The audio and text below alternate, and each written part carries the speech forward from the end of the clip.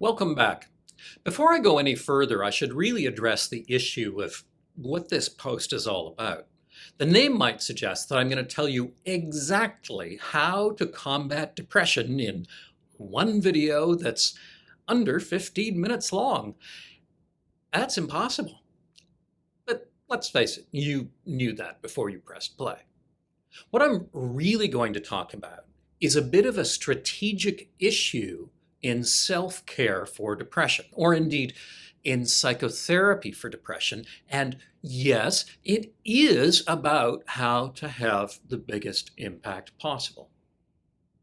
It's tempting to think that we really need to take a scientific approach to caring for our own mood. And there's some truth to that. Ideally, we want to use some strategies that have some kind of research support. But let's think about what a scientific approach might mean. Usually, if we're testing a new treatment, we try to keep everything exactly the same and just change one thing. So you hold everything in your life steady, but you improve your diet. And then you see what happens. Or we keep everything else the same, but we'll get your sleep on track. Or we'll have you do all the same things and we'll just take this medication or this supplement. And then if we see changes, we'll know that they're the result of the one thing we changed.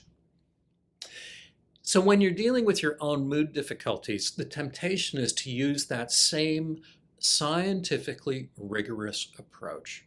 You're not going to change a bunch of things all at once because what if it works? You won't know which bit was the important one. You know that it's possible for depression to recur, so you want to know exactly what to do if it ever comes back. This is really sensible. But it's not the best strategy. The problem is, depression is a real challenge. Any one thing that you do may not be powerful enough to resolve it, or even move it enough that you would even notice. So you try approach A, and it seems like you get nothing. Then you try approach B, nothing again. And then you approach C, right? Nothing again. And you know how to do math.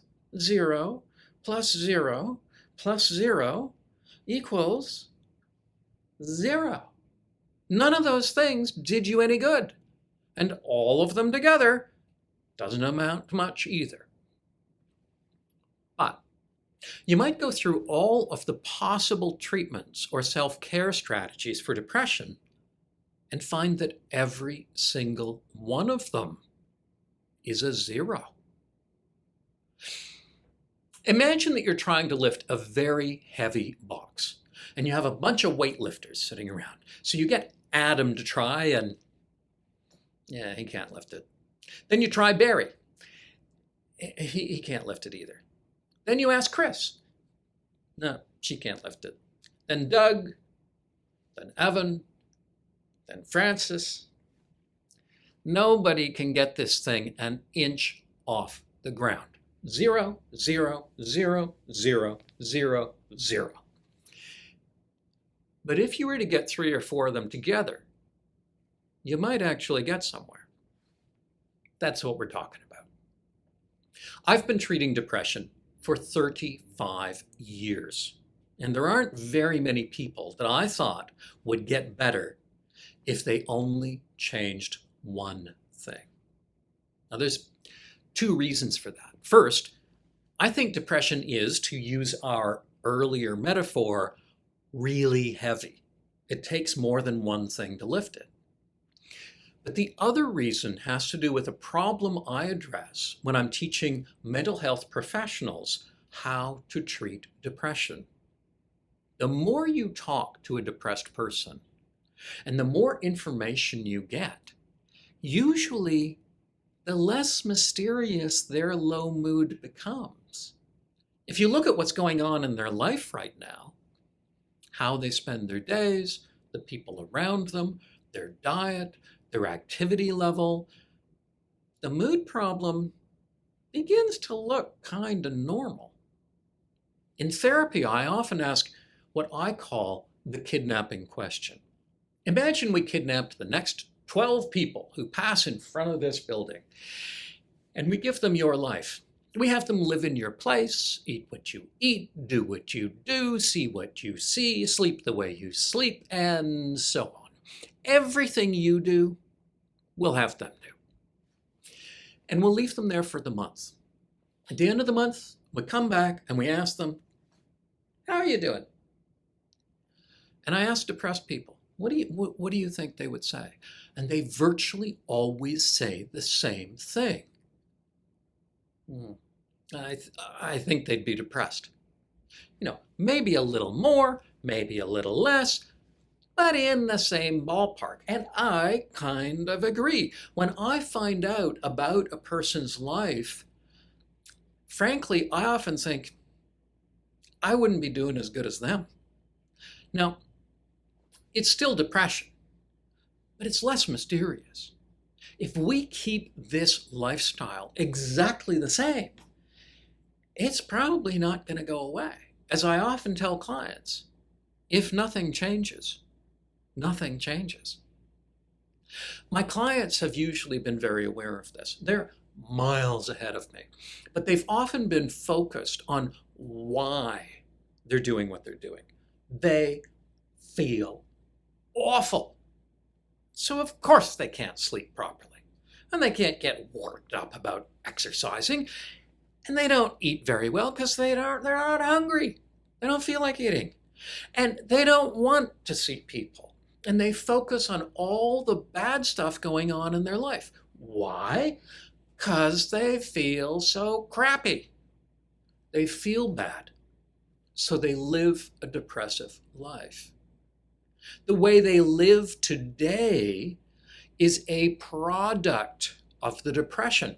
What they sometimes miss is that this life is also a cause of the depression. It drives and maintains the depression. They may have gotten depressed because some of the things that happened in the past, their upbringing, that last job, their boss, getting dumped, a history of trauma, any of 1,000 other things. But that led to a way of being now that may be keeping it going.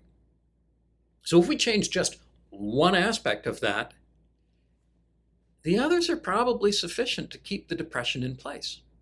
One change is probably not enough. So the topic of this post is how to hit depression hard. And the answer to that question is that you hit it in more than one place at the same time. You don't change everything. Nobody with depression has the energy to do that. And thankfully, it's usually not necessary. But a single-pronged approach probably won't work. The trick is to find a couple of things you can do with whatever energy or motivation you have, which usually it's not much. And ideally, we'll pick things that will have a tendency to spiral upward. I'll give you an example of that. One of the best for that is sleep. If we can stabilize your sleep cycle even a little bit, you'll be more rested in the morning. A little bit. It'll be a tiny bit easier to get yourself moving. You'll get a tiny bit more of a feeling of accomplishment. You will think a tiny bit more clearly, and you may be somewhat more active overall.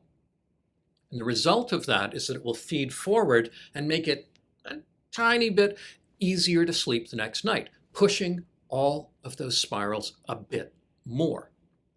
This is a pain in the butt, frankly, because the improvements tend to be so microscopic at first that you don't notice them.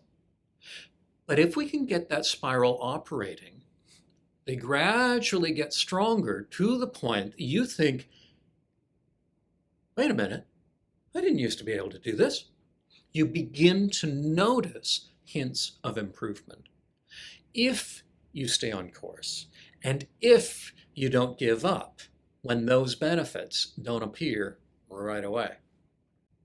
But we almost always want more than one ball in the game. So these spirals play off one another and begin magnifying each other's effects. The easiest ones to start with are often basic lifestyle factors. We'll try to get your sleep on track, get you eating a bit better, not perfect, a bit better. Cut back on the screen time, blast you with some outdoor light, and begin working on a bit of exercise.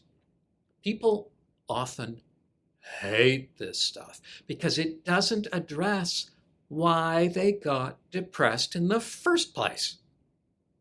Although, sometimes it does. Sometimes the person has been living what we call a depressogenic lifestyle, which means a lifestyle that pretty naturally leads to depression, for a long while. And eventually, it caught up to them. A therapist will often work with you to try to find those few factors to focus on at first.